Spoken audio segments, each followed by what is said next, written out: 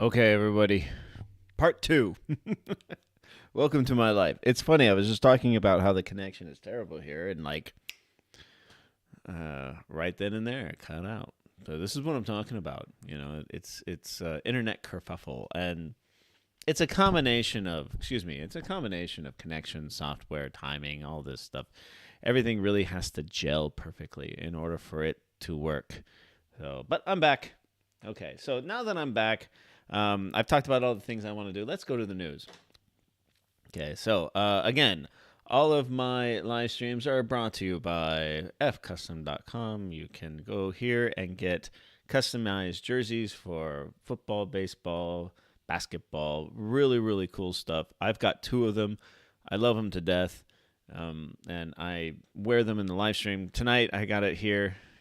Where is it? Yeah, I got mine right here. Walkabout Roll. I got this other one that they sent me too. Mutants one and Yankee, But this one I absolutely love. Check that out, dude. It's all customized. So, hit the link below. Support the channel. Hit the link below and enter the coupon code Walkabout Rojo for an additional 10% off. Again, they make great Christmas gifts. Christmas is coming up. They deliver all around the world. Check them out. They're freaking awesome. Okay. That, again, is fcustom.com. The link is below. Let's fix this here. There we go. Okay. Also, some shameless self-promotion very quickly. My Facebook page is... Okay, I've got to reload all of these. Reload. Welcome to my life, guys. All right. Is it going to reload? Will it reload? Can it reload? Do I have a connection still?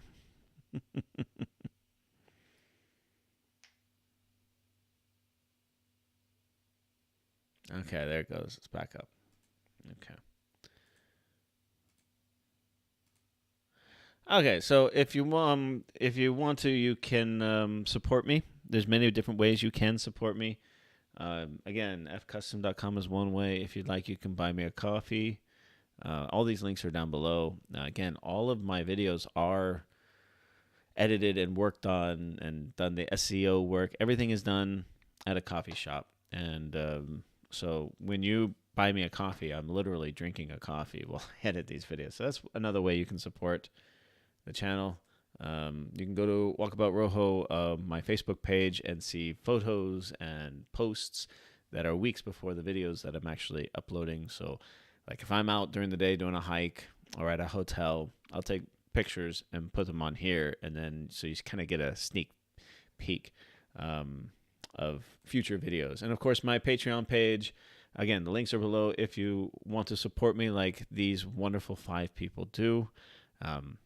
It's not loading very well, but thank you all very much. I'm very open with the donations that I get, so you know that I'm not swimming in money. This is not a for-profit endeavor, but every little bit helps. And those who support creators on Patreon on a regular basis are really the heroes of this community, because even though it's not a lot of money, that incentive, knowing that there are people out there that care enough to actually send you a couple bucks a month, really is awesome. And we think about these people when we're sitting down to do these videos. We're doing it not just for ourselves, but for them as well. So again, I don't know why the Patreon video is not coming up, but there you go. Okay, did everyone come back? It says I have 0. All right, I have no idea how many people are watching. It says 5. Okay, so let's talk some news. Again, I have a lot of Rojo Reads the News banked, but I have been working so hard on lesson planning over the last couple of weeks, and of course the cold just kicked my ass. I was in bed for a couple of days out of this. That Rojo Reads the News is kind of falling off the page a little bit. It's still there. There's still some great stuff. I've got some banked. It's just a matter of getting down to business. So now that all of my lesson plans are finished, they've actually been submitted today for the term for approval. Hopefully there'll be a few tweaks that I have to do, but all that work is done. And that was a lot of work. It really was, because I've had to edit all of my lesson plans to accommodate the new schedule that I've been given for the term. Again, I am the only foreign teacher here, and I have to teach all of the freshman students.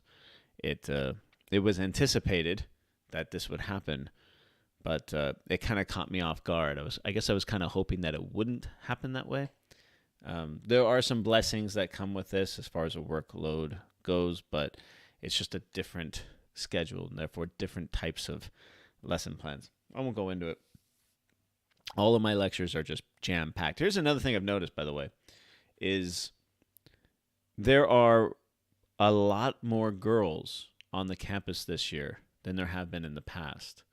A lot more. And they think they've taken on a couple of new majors that attract women. And there's still a majority of males, but there's a lot more females here this year than there have been in past years, which is a great thing. It's a polytechnic school. Again, most of the girls don't major in engineering fields. Those are mostly the boys, but they've really increased other majors such as accounting, foreign trade, cosmetic engineering has something like that, something about makeup. That is a huge field that has just exploded here at the college, and so we get a lot more females. And so my classes are almost 50-50, it seems. Sometimes there's a little bit more boys, sometimes a little bit more girls, depending on the majors. But that is a welcome thing because, quite frankly, the girls are better students than the boys. They're a lot more disciplined. They're a lot more reactive. They participate a lot better, I guess. I just want to say that. Okay, couple of news stories. Guangzhou named among most attractive Chinese cities for expats. I enjoy Shenzhen. I think Shenzhen's a great city. I really enjoyed Shanghai, too. Shanghai was a lot of fun. I had a great time. Chongqing, I've been there. I had a great time in Chongqing, and I can't wait to go back to all of these cities. And I've been to Guangzhou many, many times, and I got to say, I like Guangzhou. And when I say that, people are shocked. They're like, really? You like Guangzhou more than Shenzhen? I'm like, yeah. There's something about Guangzhou, maybe it's because I'm more familiar with it, but that I really appreciate. I know it's a crowded, busy city, but so are these other cities, And I just think Guangzhou has a unique mixture of modern and the modern and the old, just like any of the other big cities do, but it's uniquely South China. It's a uniquely Guangdong big city. Where Shenzhen, everything is new. Everything is new. There's nothing old in Shenzhen. So it has that wonderfulness to it. But Guangzhou has something like this, Zhujiang New Town and Tianhe, which you go and it's the center of the town basically now. But it also has those older parts where you can wander around and explore. So I appreciate Guangzhou for many reasons. So I have been to the Canton. I should make a video about the Canton Tower. I was there like 4 years ago when I first came to China. My very first trip outside of Zhongshan was to the Canton Fair, and I got a picture of myself on top. But that was before my channel. I should go check it out and make a video about it. There's probably a million videos about the Canton Fair out there, or the Canton Tower. But I should do it anyways. So the annual survey titled Amazing China, the most attractive Chinese cities for expats 2020 Hangzhou International Human Resources Exchanges and Cooperation Conference on November 8th. Shanghai, Beijing, Shenzhen, Hangzhou, Guangzhou, Hefei, Nanjing, Chengdu, Qingdao, and Suzhou made the top 10 on the list. Okay, so Hangzhou is a place I should check out. I definitely want to go check that place out. I don't know anything about Hefei. I know Nanjing has an incredible history to it. There are so many things. There's a couple museums I want to go check out there. Chengdu I have not been to. I've not been to Qingdao. I've been through Suzhou, but I didn't get to explore it. I just kind of went through it. But again, obviously Shanghai, Beijing, Shenzhen are on the list. Guangzhou definitely deserves to be on there. My city, Zhongshan, is not on there. That's okay. Yeah. One of the great things about Zhongshan, and I love this city. I've been here 5 years. I really love this city. All right, Steve. Thanks for joining me, brother. I know it's Monday or Tuesday there, Tuesday morning. Got to go to work, but thanks for watching, brother. One of the things that I like about Zhongshan is that it's not very well known, and most of the people around here kind of had the same thing. It's not a very touristy city. I mean, we have Sun Yat-sen's house, but there's not many things that people come here for unless you're doing business. So Zhongshan has kind of got this. It's kind of hidden here in the Pearl River Delta. Everyone knows about Shenzhen, Dongguan, and Guangzhou, and to some extent Foshan as well. Zhuhai has its claim to fame because it's right next to Macau. But Zhongshan's kind of tucked in this little corner at the base of Wuguishan, and we kind of like it. It's not just me; it's all the locals too. We kind of like not being well known outside of China. Yeah, inside of China, everyone knows about Zhongshan, I'm sure. All right, what's next? Students forced to throw mobile phones in water as punishment. Okay. So a school in China has sparked controversy after forcing its students to throw their mobile phones in a bucket of water as punishment. I have a couple things to say about this. Now, I know in like middle schools and stuff like that, they're not allowed to have phones. I think phones are great. For the longest time, they always said, we're going to give a computer to every student, But that's what this is. This is a little mini computer in your hand. It's an incredible tool for learning. But it's abused all the time. In my class, they're playing video games, they're watching Douyin, they're shopping on Taobao, they're checking out, Weixin, chatting with their friends, anything but paying attention to the lesson. So it is a distraction if it's used improperly. And if I see that, and I've caught students doing some crazy things on this, things I won't mention in the live stream, but you can imagine what they are. And some schools have like little cubbies or little like holes where the students come in. They're supposed to put their phones on basically on the wall, and they come in and do the lesson. When they're done with the lesson, they can take their phone back. My school doesn't have that. They're allowed to have their phones at their desk, which is fine. I encourage them to take photos of my PPT, photos of the lesson. They can take photos of me. They take photos of the blackboard. I don't care. Photos of the lesson itself is good way of documenting and studying, reviewing for later.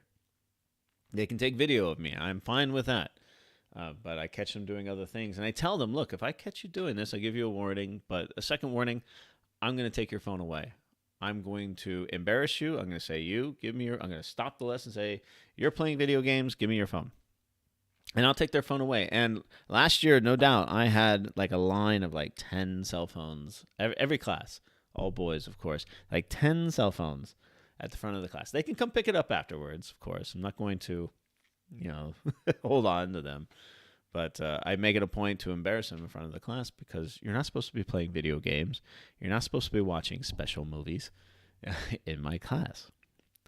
So this, however, I think is going a little bit far. Footage widely shared online shows 4 pupils dropping the handsets into the water-filled containers in front of the entire school after being caught sneaking the devices into class. Oh, so this must be...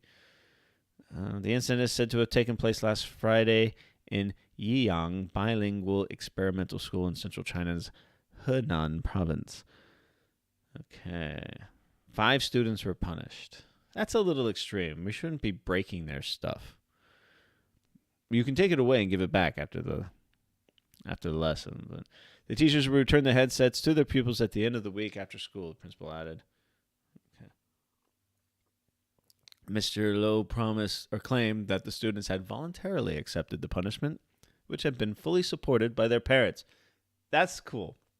I do see that a lot. Parents will take the phone away as punishment, and boy, do the students hate that. Especially because the only time, if you go to a middle school, you're not supposed to have your phone. So you go home and you see your family on the weekends, and they get their phone. They're so excited. They just play games, and they're chatting with their friends, and then they go back to the dormitories, and they don't have their phone for a week.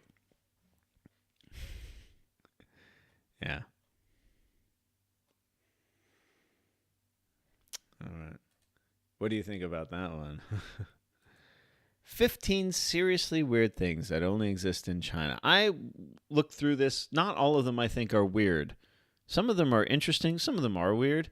Some of them are normal, I guess. Let's take a look. Okay, so China is undoubtedly one of the most intriguing countries in the world.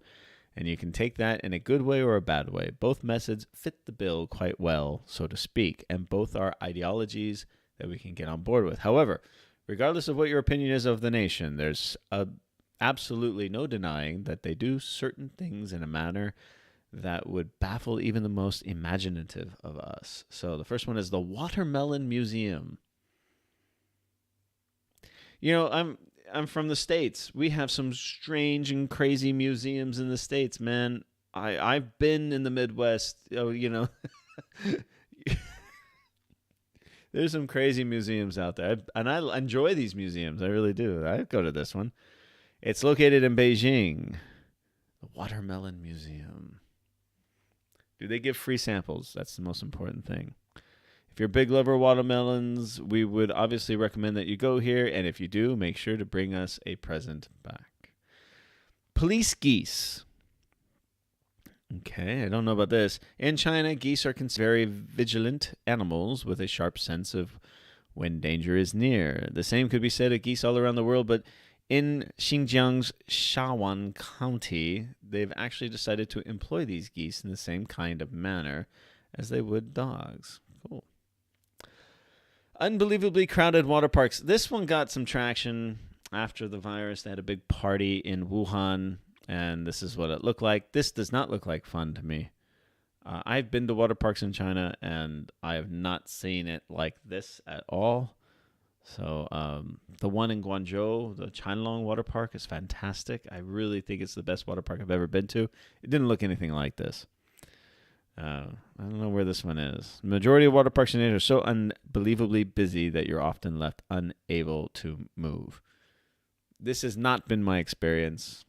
This might be the exception to the rule. Well, I don't know. Tiananmen Skywalk. I've been here. I've done this. I've done a video on it. I've walked right in this area, and it is awesome. This is weird in a totally scary way. I didn't think it was scary. I really didn't. I was not scared at all about this. But 5,000 feet, Tiananmen Mountain feels like the kind of place you'd go in order to defeat a final boss. Obviously, that's a good one. Obviously, there's much more to it than that, but we can bring ourselves, focus our attention on is the Skywalk that was introduced back in 2016. There's a couple of these, actually, on that mountain. There's like 3 or 4 of them. And plus, I think there's like 2 on the windward side, 1 on the lee side. And the one off the main cable car, that's just packed with people. But if you walk to the end of the mountain or even to the leeward side of the mountain, there's nobody on them. So you get it all to yourself. Really, really cool. But this is no longer really an anomaly. Every single forest park you go to, especially here in Guangdong, seems to have some kind of glass walkway. You've seen it in my videos if you follow my channel. We've got glass bridges. We've got glass walkways everywhere. They're still very popular. I'm kind of glass bridged out, to be honest with you, but they're still very, very popular to check out. Okay, ducks on leashes. Yep, ducks on leashes. Well, depends on the Hanging Temple. Oh, we know about the Hanging Temple. We know about this place. I don't know if the picture is going to come back. It's built in the side of a cliff. Located around 40 miles away from the nearest city, the Hanging Temple is the definition of a secluded adventure spot. Come on, picture. There it is. Have you seen pictures of this? Can you actually go there, though? I know the famous one is, I don't know if they called like the Bird's Nest or something in Bhutan. I don't think most people can go there. I think it's completely closed off. There might be a way you can get like a special permit to go there. But I can't imagine this being overrun by tourists. Maybe you can just see it from a distance and take a photo.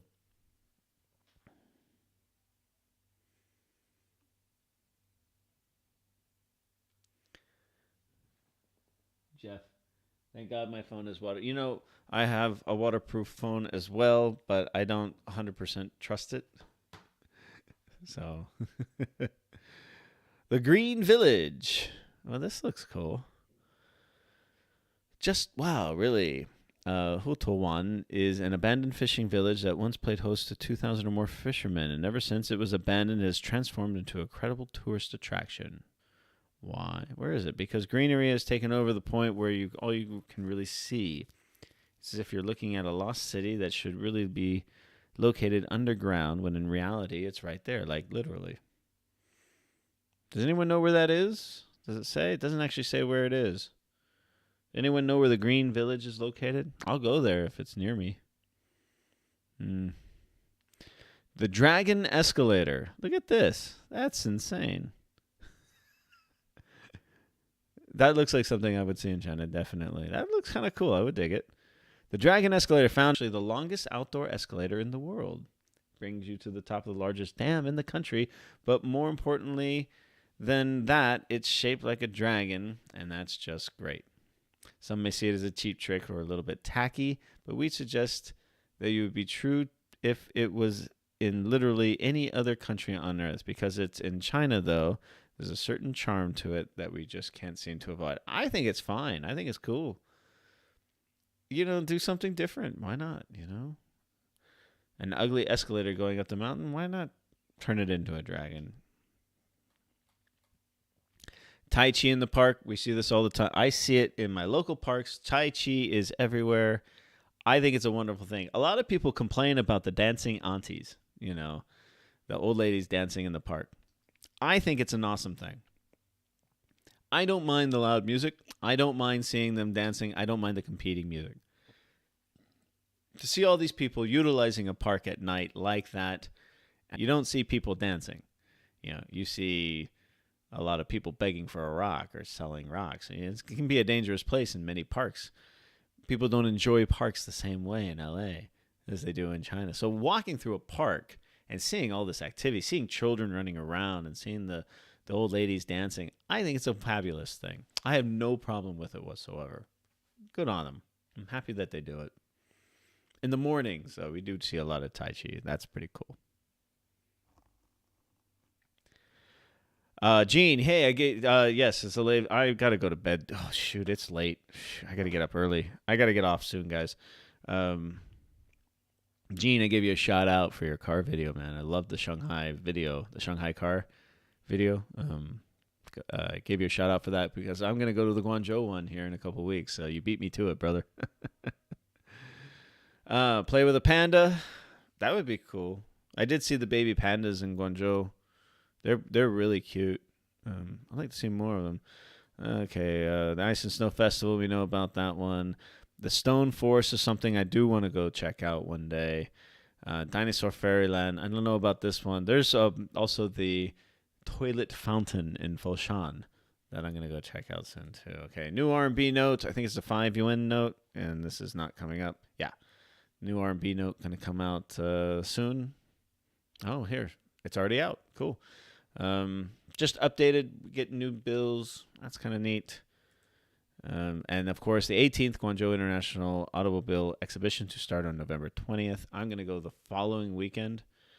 That's just how my schedule worked out. The Zhongshan Auto Show was just too small. Some great stuff there, and I enjoyed it. I mean, I got it done in a couple hours, but I'm looking forward to seeing many of the newer, many of the brands that were not represented there. So that's what I got. Thank you all for joining me.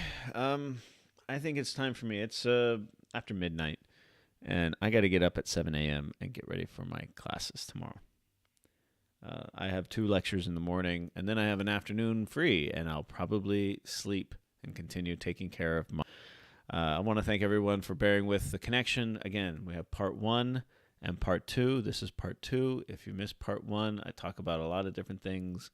I talk about the Dodgers, talk about the election, I talk about my weekend, talk about possible new studio that I'm going to rent around Christmas time. Thank you all for joining me. I hope to do more of these with the studio. We'll have a better connection, and hopefully we won't have the disconnects. Be on the lookout for a couple of new videos coming out soon. Again, the La Meridian of Zhongshan. I've got a China Randoms video coming out soon.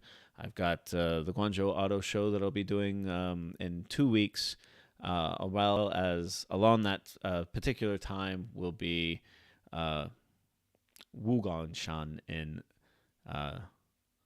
Jiangxi.